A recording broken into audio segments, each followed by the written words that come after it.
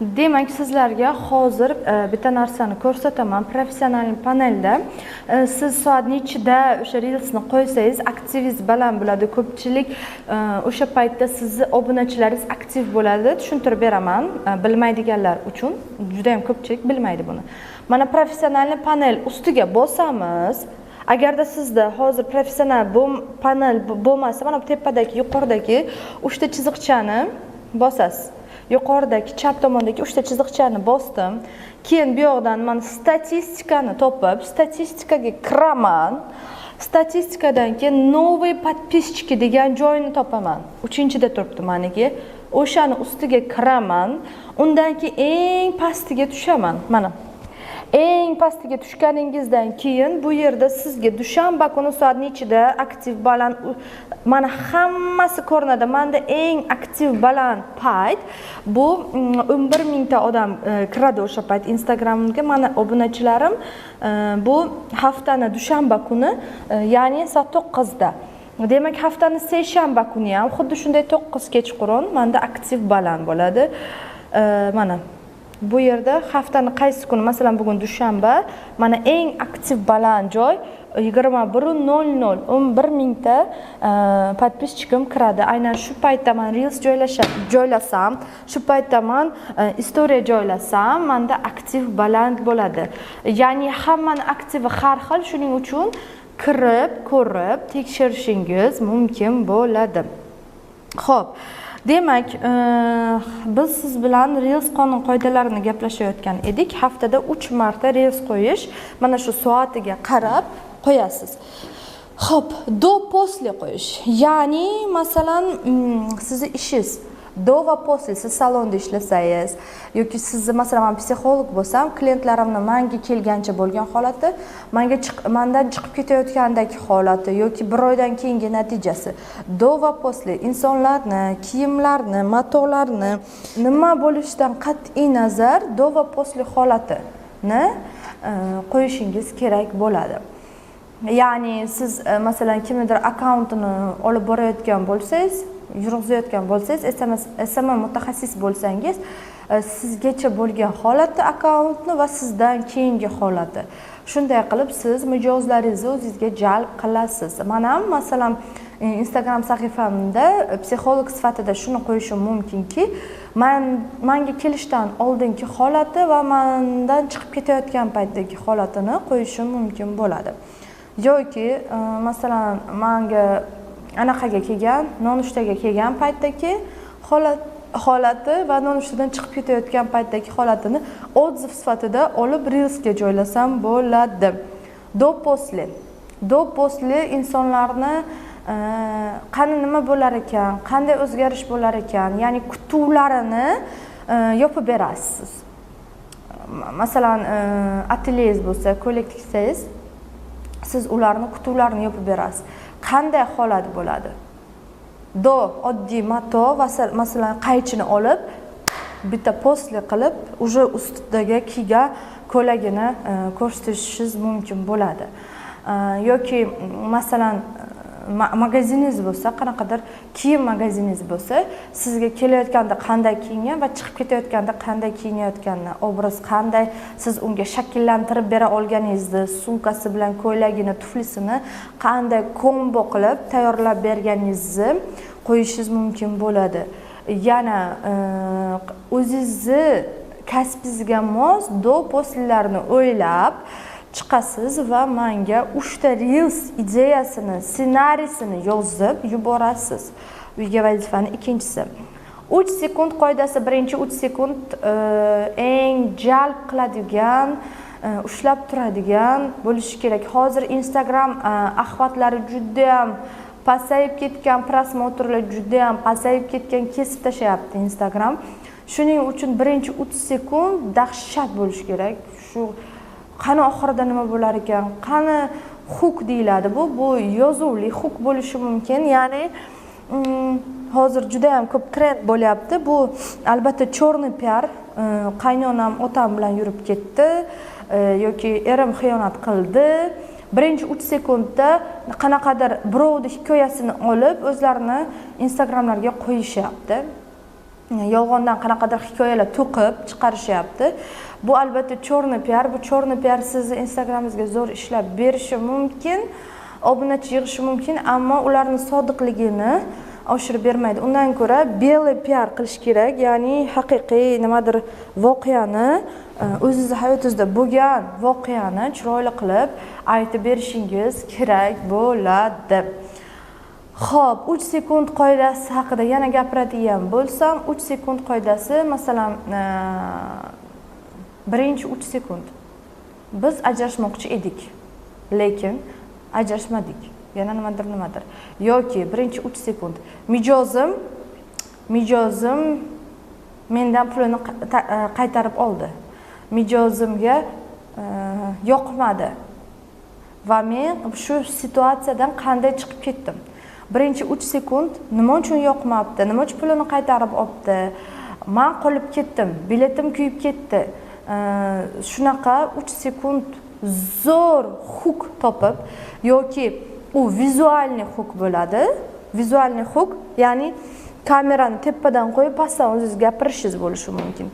Vizualniy huk nimadir sinib ketib keyin gapirishingiz mumkin. Bu vizualniy huk bo'ladi, ya'ni ko'rsatib nimanidir. Gap bilan huk qilishingiz mumkin. Ya'ni o'sha aytganimdek 3 sekundda eng qiziqarli gapingizni gapirib, uyog'ini davom ettirishingiz mumkin. Yana nima? Masalan, maktabga tayyorlanish hozir vaqti kelyapti. Hamma o'sha maktabga mos, aktualniy mavzularni olib chiqishi mumkin. Men bolamni maktabga qo'yapman, joylashtiryapman. Qaysi maktabni tanlab boshim qotdi? Qanaqa maktab tanlashga boshim qotdi deb, masalan, men yoritsam bo'ladi-da, tushunyapsizmi? Yoki mobilograflarning 3 ta xatosi deb mobilograflar qilish mumkin. Yoki masalan, tikuvchilarning 3 ta xatosi deyishingiz mumkin. 3 ta plyusi deyishingiz mumkin. Ya'ni ana shu vizualniy huk yoki oddiy huklar, голосовой huklaringiz sizni videolaringizni oxirigacha ko'rishni ta'minlab beruvchi demak narsalar.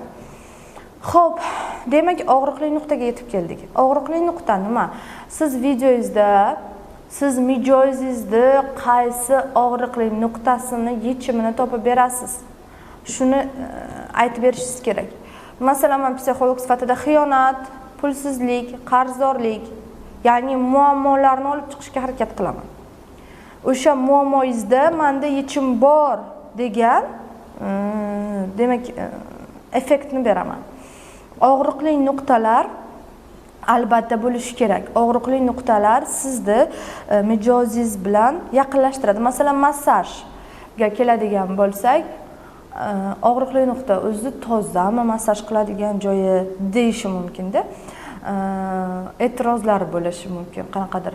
O'zi nima deydi uni, u yerga erkaklar kirmaydimi? Masalan, bizning studiyamiz haqida oladigan bo'lsak, u yerga erkaklar kirmaydimi? O'zi tozami joyi degan joyda biz hamma narsani одноразовый ishlatishimizni reel sifatida joylashtirib borishimiz mumkin bo'ladi. Undan tashqari, yana og'riqli nuqta nima bo'lishi mumkin? Siz o'zingizning kasbingizdan kelib chiqib, mijozingizni og'riqli nuqtasiga, qaysi og'riqli nuqtasiga yechim topib berib bilasiz. Shuni yoritishingiz kerak.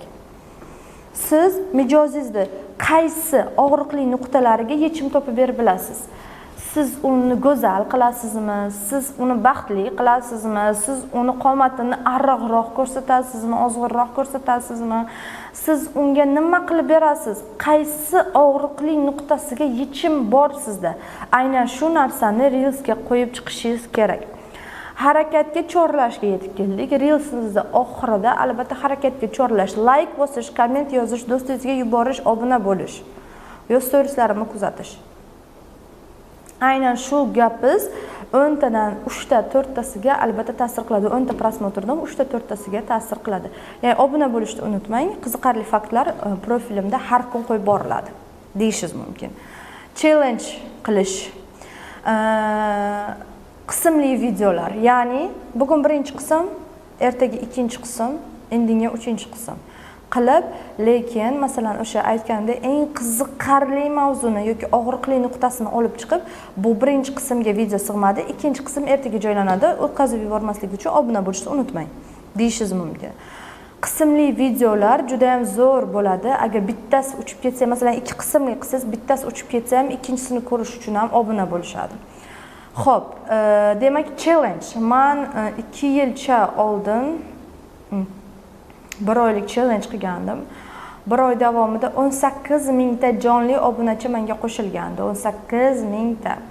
18 mingta obunachi qo'shilgan. O'sha obunachilarim meni eng sodiq obunachilarim, hozirgacha kuzatadigan obunachilarim va u obunachilarimni hurmati menga nisbatan juda ham baland.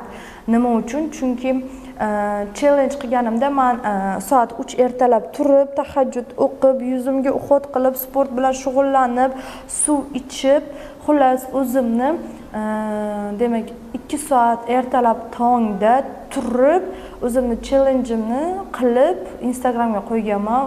500 k, 600 k, 1 million prosmotrlar yig'ib, u menga zo'r natija olib kelgan, lekin juda ham qattiq charchaganman. U challenge-ni hozir boshqacharoq qilib o'tkazishim mumkin.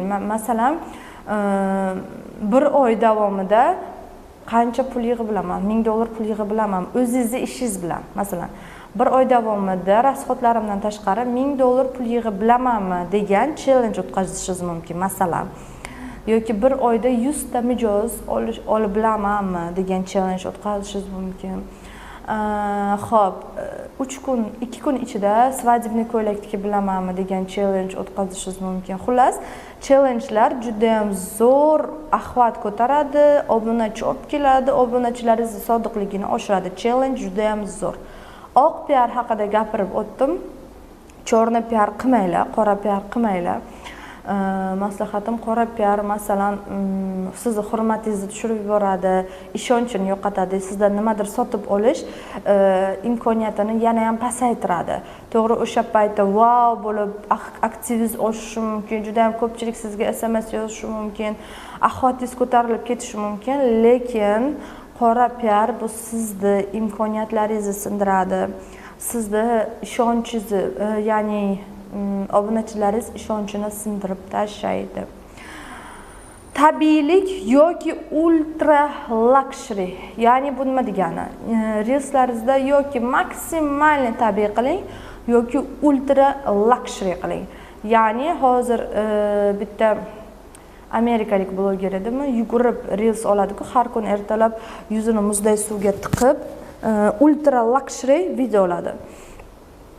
Yoki juda ham tabiiy, juda ham sodda video olishingiz kerak, yoki ultra luxury olishingiz kerak. O'rtada yursangiz, masalan, men juda ham ko'p o'rtada yuraman, shuning uchun prosmotrlar pasayib ketadi. Agar haqiqiy tabiiy videolarim esa million prosmotr bo'ladi. Shuning uchun tabiiylik yoki ultra luxury o'zingiz tanlang. Siz ultra luxury qilish uchun juda ham ko'p pul kerak, juda ham ko'p mehnat kerak. Shuning uchun tabiiy videolarni ko'paytiring. Triggerlardan foydalaning. Triggerlar erim brilliant sovg'a qildi, mashina sovg'a qildi. Yana triggerlar. Men bir kunda $1000 pul topaman. Bu triggerlar hayotingizni o'zi bo'lsin-da, faqat yolg'on triggerlar bo'lmasin. Trigger o'zi nima degani? O'sha insonni qichitib qo'yadigan, o'sha insonni yuragiga tegadigan narsa bo'lishi kerak. Masalan, qanaqa desam bo'ladi? Men 1 yilda 5 marta avariya qildim. Masalan, yoki tikuvchi bo'lsangiz yana, men 3 ta matoni buzib qo'ydim. Yoki 2 soatda bitta ko'ylak tikib beraman. Yoki magazinimda mana shunaqa mahsulot bor. Hech kimda yo'q, ammo menda bor mahsulot. Oxirida eshitasiz degan trigger ishlatishingiz mumkin. Yoki videolaringiz million prosmotr bo'ladi. Mobilograf bo'lsangiz. Xuddi shunaqa triggerlardan foydalanishingiz kerak, что qilinishi qiyin, ammo siz qiladigan ish. Lekin haqiqatan ham o'sha triggerga o'zingiz javob berib bilishingiz kerak ekan. Bu triggerni anaqa qilgandan keyin, aytib chiqqandan keyin u triggerga albatta 100% o'zingiz javob berishingiz kerak. Xo'p, bir boshidan yana takrorlab o'taman. Instagram to'g'ri yurg'izish qonun qoidalari. Nickname'imizni menga 3 ta variant qilib tashlaysiz. Qisqa, jarangdor, esda qolarli harflar bilan. Professional panelga o'tkazasiz. O'tkazilgan bo'lsa, screenshot qilib tashlaysiz menga. Demak, Instagramimizni upakovka qilasiz. U yerda tajriba, son, garantiya, mijozlar haqida 3 xil menga ma'lumot tashlaysiz. O'shalardan bittasini tanlab olib, siz bilan Instagramimizni upakovka qilamiz. Aktualniga qiziqarli 3 ta storytelling ni anaqasini yozib berasiz menga. Ssenariysini yozib berasiz. 3 ta storytelling ssenariysini yozib berasiz. Reels qonun qoidalariga amal qilgan holatda 3 ta Reels ssenariysini yozib, syomka qilib, montaj qilib menga tashlab berasiz. Reels qoidalariga amal qilib 3 ta, bir haftalik 3 ta Reels tashlaysiz.